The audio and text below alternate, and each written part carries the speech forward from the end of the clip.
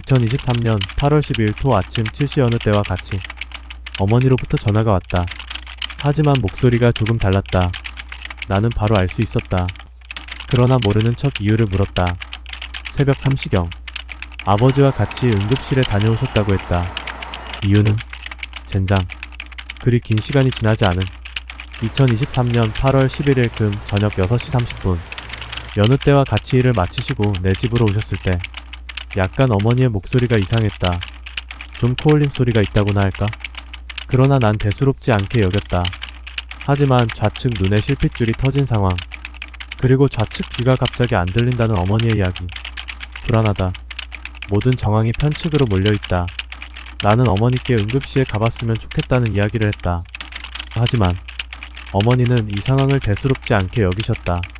속으로 그렇게 간단한 문제가 아니라니까 말 좀 들어 라며 온갖 짜증을 내고 싶었지만 그럴 수 없었다.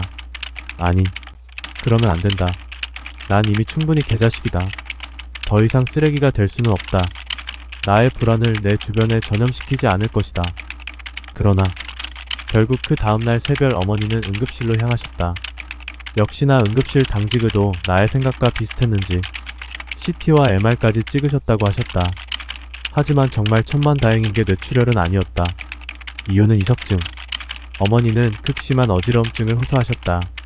엉덩이를 바닥에 대고 앉는 것조차 어려웠다. 지금은 2023년 8월 13일 정확히 하루하고도 8시간가량 조금 더 지난 상황이다. 어머니는 계속 누워서 쉬기만 하셨다. 하지만 그나마 긍정적으로 생각해야만 하는 것이 약을 복용 후 점차적으로 증상이 호전되어 가고 있다는 것이다.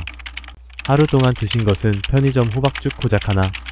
이제 고작 하루가량 지난 것이니 대략 이틀째인 2023년 8월 14일 월 아무리 늦어도 사흘째인 2023년 8월 15일 화 즈음엔 어머니의 증상이 100% 호전될 것이라 생각하고 있다. 그렇지만 이보다 더 분한 것은 이 상황에서조차 내가 할 수 있는 게 아무것도 없다는 것이다. 이 상황에서조차 나는 어머니의 도움을 받아야 한다는 것이다. 다시금 내 안에 악마가 또 깨어났다.